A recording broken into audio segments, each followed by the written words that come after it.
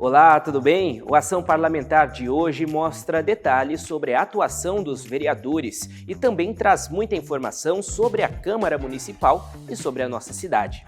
Veja os destaques desta edição. Partidos e ideologias. Entenda como as 9 legendas da Câmara de São José trabalham para encontrar pontos em comum e o que cada grupo prioriza na hora de votar os projetos. Segurança no trânsito. O número de mortes caiu mais de 57% na cidade. Conheça as ações de conscientização apoiadas pela Comissão de Planejamento Urbano, Obras e Transporte para manter esse índice em queda. Maria da Penha na escola. Um projeto de lei em tramitação quer levar noções de prevenção à violência contra a mulher para as salas de aula. Nomes da cidade. Do jornalismo para as ruas de São José, conheça a trajetória de Samuel Weiner, um defensor da democracia que dá nome a uma das avenidas mais movimentadas da região central. Tudo isso e muito mais a partir de agora. O Ação Parlamentar está começando.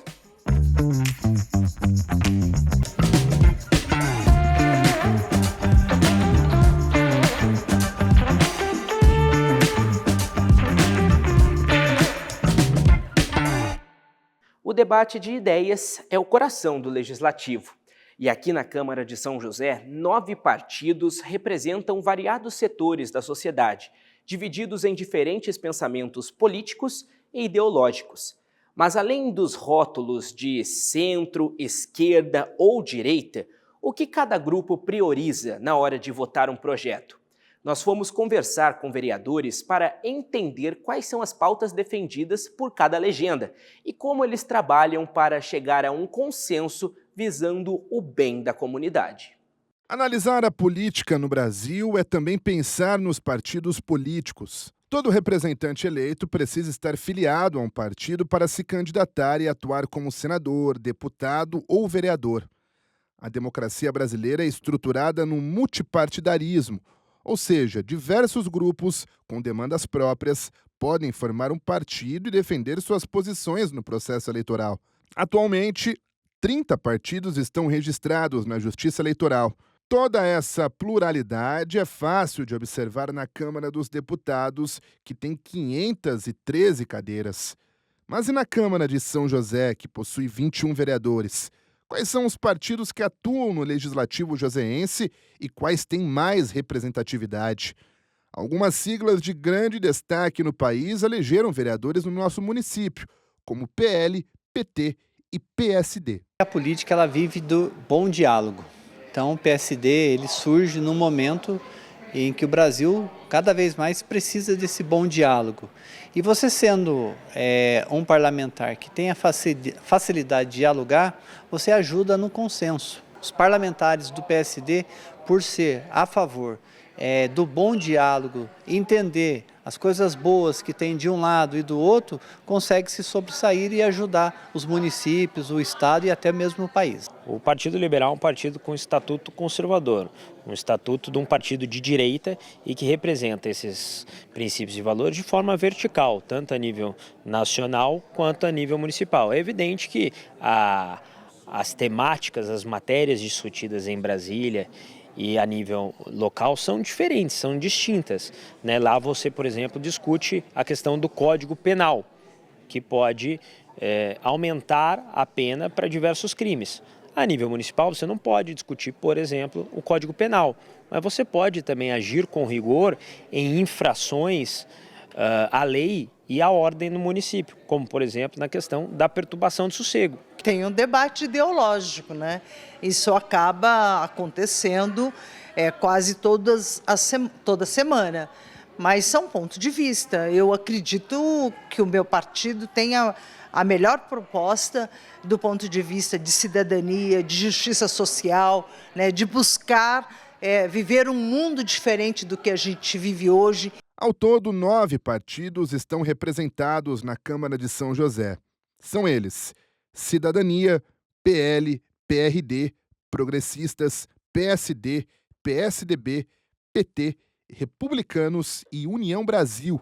O PSD é a maior bancada, com 6 vereadores, seguida por PL com 5, PT, PSDB e PRD, com 2 representantes cada, Cidadania, Progressistas, Republicanos e União Brasil, esses com 1 parlamentar eleito. Além de defender demandas que chegam nos gabinetes e fiscalizar os serviços da cidade, os vereadores também costumam atuar conforme a posição política de cada legenda. O PT, por exemplo, se considera um partido de esquerda, o PL de direita. Então é comum que os parlamentares apoiem bandeiras partidárias divergentes, mas nada impede de atuar em conjunto também pelo bem da cidade. A gente está aqui representando a sociedade, a gente precisa garantir e dar nossa contribuição para que a cidade melhore. Quando há um problema que não tem partido, cor, bandeira ideológica e precisa ser sanado, é importante que os vereadores de diferentes frentes sentem, conversem, deixem as diferenças de lado para que a cidade possa avançar. Nessas questões são questões pontuais da cidade, né, que é ter mais transparência, é a questão da saúde, são questões que nesse sentido nós não temos a divergência de conteúdo, né, são pontos específicos, muito bem específicos. Mas muito mais do que esquerda e direita, comum no linguajar político nacional, nas câmaras de vereadores os termos usados para os partidos muitas vezes são oposição e situação. Situação se refere a partidos e vereadores que compõem a base do governo municipal, enquanto a oposição diz respeito àqueles que não fazem parte da base. Sendo base ou oposição, o que defende o vereador Zé Luiz é a busca de uma posição de equilíbrio entre as bancadas partidárias para análise e votação consciente de projetos e propostas para a cidade. Precisa cada vez mais de gestores públicos que consigam ter esse olhar para as pessoas e consigam fazer que aquilo ali evolua para bons projetos e políticas públicas. Porque você imagina, se você só ficar brigando, xingando de um lado, xingando do outro, você não tem resolução nenhuma. Então é nesse ponto que o PSD aposta, ou seja, de transformar os debates em projetos concretos e políticas públicas na ponta para o município. Mas apesar do posicionamento partidário, a mensagem que fica é de um trabalho em conjunto entre os vereadores de diferentes siglas e ideologias para defender o interesse público e a qualidade de vida dos moradores de São José.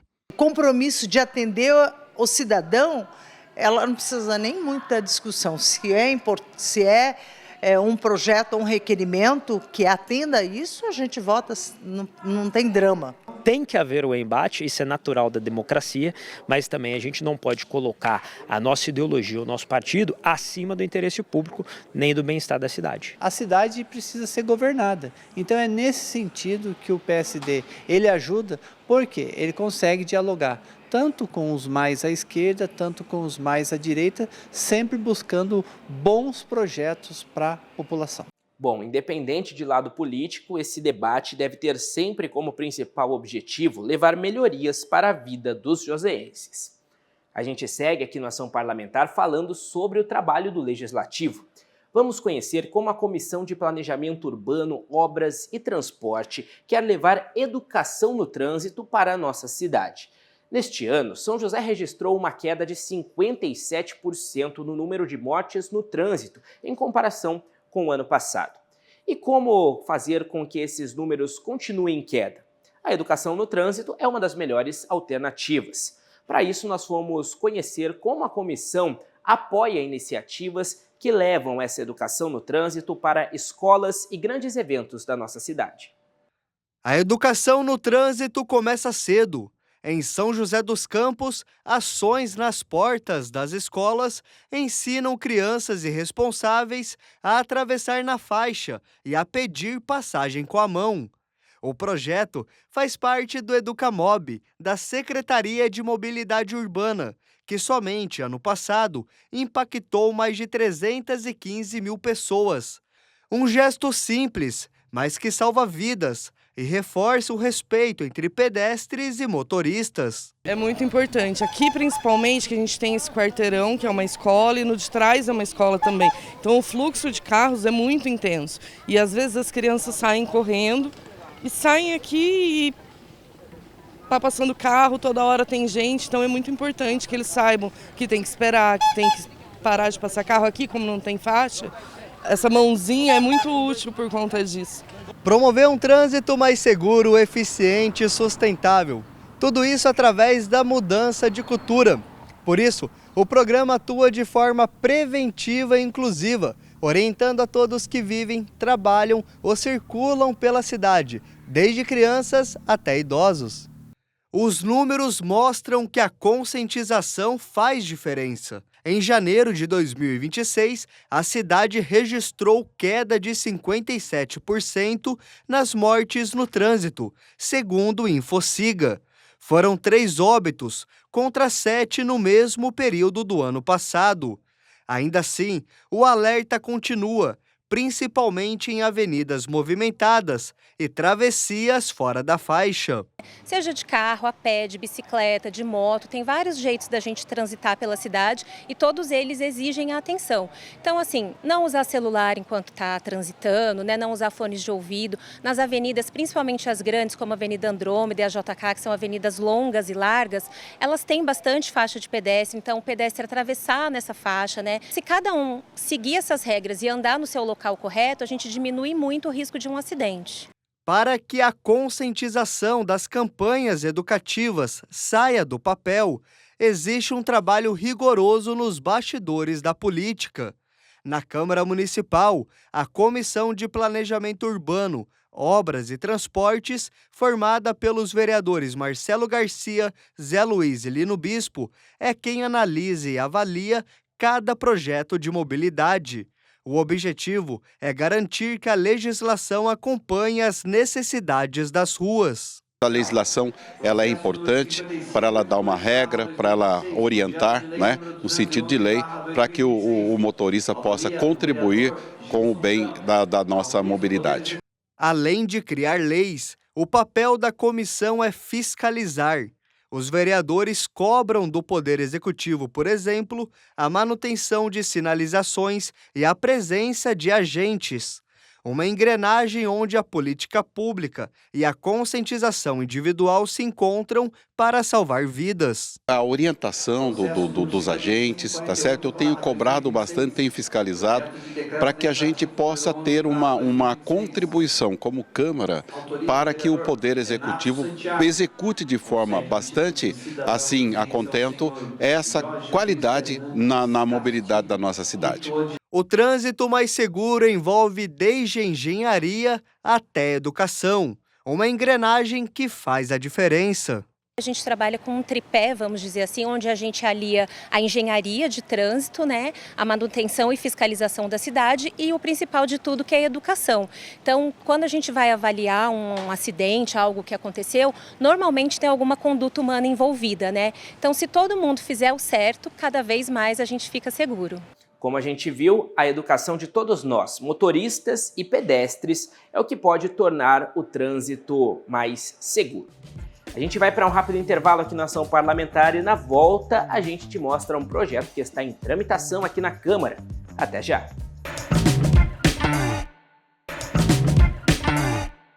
O Ação Parlamentar está de volta para falar de um assunto muito importante para a nossa sociedade: o combate à violência contra a mulher. Alguns caminhos para prevenir e acabar com esses casos podem ser a educação e também a prevenção. Já imaginou levar noções básicas da Lei Maria da Penha para dentro das escolas? Nós fomos entender, ouvindo especialistas, como essas noções dentro do ambiente escolar podem ajudar crianças e jovens a identificarem sinais de violência e abuso dentro de casa. A violência contra a mulher ainda é uma realidade no Brasil. Segundo dados do Instituto Data Senado de 2025, mais de 3 milhões de brasileiras sofreram violência doméstica ou familiar nos últimos 12 meses. Especialistas defendem que a conscientização comece cedo, dentro das escolas, para que crianças e jovens percebam a desigualdade de gênero e aprendam a reconhecer e denunciar situações de violência. A gente precisa explicar para os nossos alunos, né, para os alunos, que eles têm a desigualdade social entre homens e mulheres e que a violência contra a mulher é inadmissível, a liberdade da mulher é um direito humano e aí a gente, com esse caminhar, quem sabe acaba aí com essa cultura da violência. A advogada ressalta que a Lei Maria da Penha prevê que o tema seja trabalhado de forma prática nas escolas, por meio de debates, rodas de conversa e projetos educativos. Essas atividades levam informação e conscientização aos alunos, contribuindo para combater a cultura da violência contra as mulheres. O que a gente mais quer como movimento é que isso discuta na escola essa questão do ódio às mulheres. E isso é importante a gente falar. Ter esse recorte de gênero nas escolas é fundamental para acabar a cultura da violência. Essa assistente social ressalta que a escola é o primeiro espaço institucional que crianças e adolescentes frequentam. Ela não serve apenas para ensinar conteúdos acadêmicos, mas também para formar cidadãos conscientes, promovendo respeito, igualdade de gênero, cidadania e prevenindo comportamentos violentos desde cedo. A gente pode dizer que é uma alfabetização de direitos, né? Cidadania. Ninguém pede ao fornecer cidadania para crianças e adolescentes, porque a gente tem muitos ganhos lá na frente. E é uma questão que vai muito além, ela não é uma questão de ideologia, não é uma questão de sobrepor um gênero ao outro, né? É uma questão muito maior do que isso, muito ampla, ela é de toda a sociedade. Ao levar a conscientização para as salas de aula, os estudantes aprendem a importância de agir de forma responsável. Além disso, conhecem os canais legais de denúncia, fortalecendo a proteção das vítimas e o acesso à justiça. Levar a informação é disponibilizar para essa mulher que ela tenha acesso. E não só para essa mulher, mas para as meninas também, né? Então, e até os meninos, porque tem meninos também que reconhecem que dentro de casa a mãe está passando por uma situação de violência e faz a denúncia. A conscientização sobre a violência contra a mulher na rotina escolar forma estudantes agentes de transformação capazes de mudar comportamentos e romper ciclos de violência. Além disso, reforça a importância de ampliar a discussão na sociedade, tornando a prevenção e o combate à violência contra a mulher um compromisso de todos. É fundamental que eles entendam, principalmente os homens, os meninos, que também é um papel deles o combate à violência contra a mulher e só consegue isso através de informação. Não tem jeito, é educação, tudo começa pela educação. Se não tiver esse debate de gênero, da desigualdade entre homens e mulheres nesses espaços, nada vai mudar. E como a gente viu na reportagem, a informação é uma ferramenta poderosa para quebrar esse ciclo de violência doméstica que infelizmente ainda atinge muitas famílias.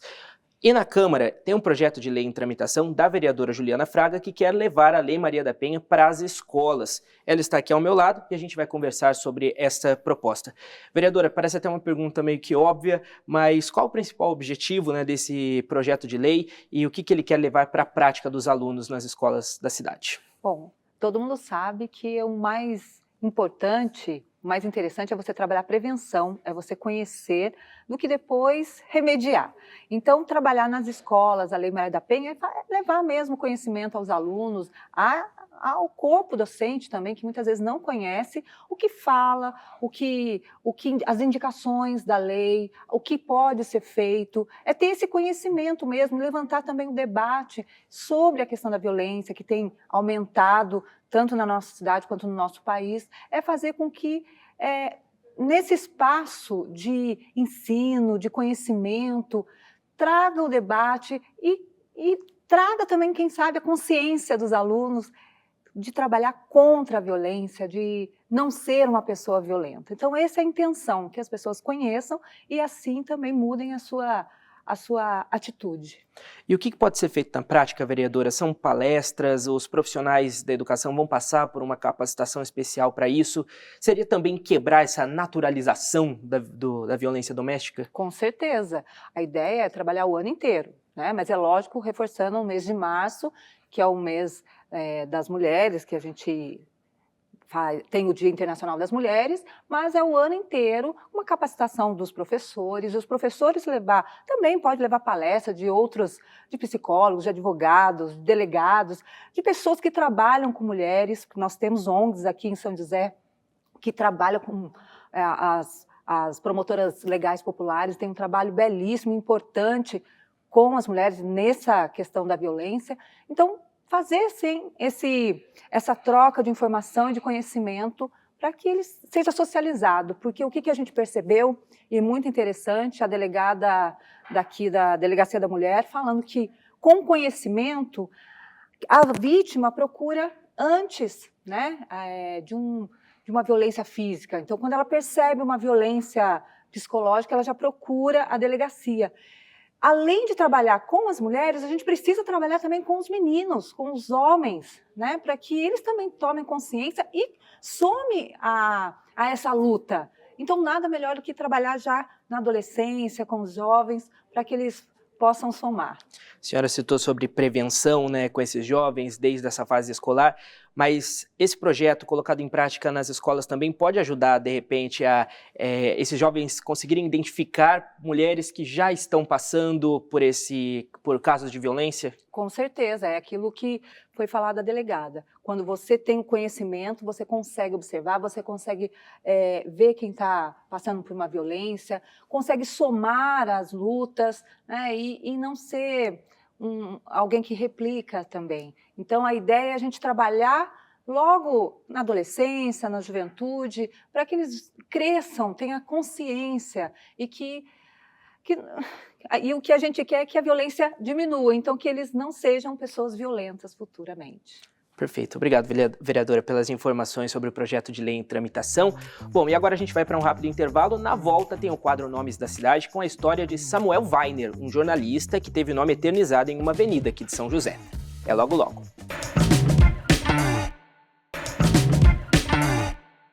Estamos de volta com o programa Ação Parlamentar e o quadro Nomes da Cidade de hoje está em uma das vias mais movimentadas de São José. Essa é a Avenida Samuel Weiner, no Jardim Augusta. Muita gente passa por aqui todos os dias para acessar o shopping ou supermercados da região, mas poucos sabem a história do homem que dá nome a esse trecho. Samuel Weiner foi um importante jornalista, defensor da democracia, que sentiu na pele o peso da censura e do exílio. É a história dele que nós vamos conhecer agora. Quem caminha por esta avenida que conecta a Rua Genésia Tarantino à Avenida Benedito Matarazzo está pisando em história. Em 1980, o nome escolhido para batizar a via homenageou um homem que nasceu longe do Brasil, mas que se tornou uma das vozes mais influentes do nosso país, Samuel Weiner. Ele era da Bessarábia, né, que na época era parte do Império Russo, né? Não se tem muita certeza sobre o seu ano de nascimento, é importante se dizer, né? Hoje ele seria um moldavo, né? Ali na região da Moldávia. Ele migra, né, com a família para cá, ainda muito jovem, e posteriormente acaba, né, tendo seus documentos, né, brasileiros, né, se naturaliza brasileiro, tem seus documentos brasileiros. Apesar da sua formação em farmácia, ele nunca exerceu, como foi Carlos Drummond, também farmacêutico, né? Ele vai começar a sua atuação jornalística já com mais de 25 anos, né? Possivelmente, lá no final dos anos 30, escrevendo em um dos veículos do Assis Chateaubriand, que é o dono dos Diários Associados, né? O Chateau, né? Que alguns talvez entendam aí como o cidadão Kane, né, da época, né, que controlava os veículos de mídia, os principais, o responsável por trazer a TV para o Brasil. Né? Weiner não foi apenas mais um jornalista. Ele revolucionou a imprensa ao fundar o jornal Última Hora, em 1951.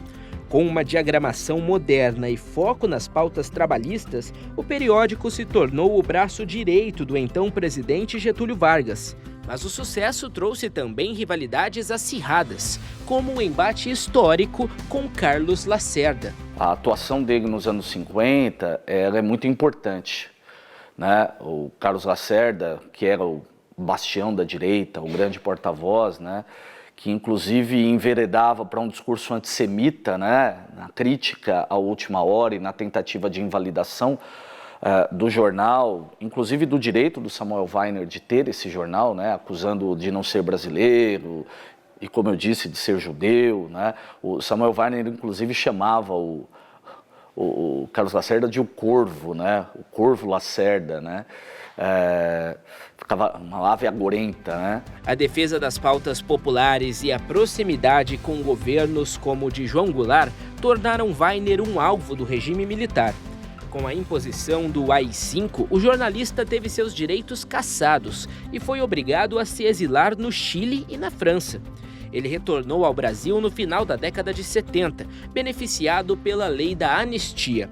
Ele faleceu em São Paulo em setembro de 1980. Ele foi uma pessoa que usando do jornalismo, teve condições de fazer caminhadas próximas de todas as frentes. Se hoje a gente pega e fala de polarização, esquerda, direita, nos tempos de Samuel Weiner, ele visitava todos os lados. Então ele chegou a ter uma parceria muito simpática com Getúlio Vargas, inclusive apoiou a volta do Getúlio Vargas para a presidência. Posteriormente, já na década de 60, houve um problema, porque ele foi o único jornal que defendeu o João Goulart, que tinha uma outra postura. Olha, ele ficava migrando de um lado para o outro. Por isso que ele foi expulso do Brasil.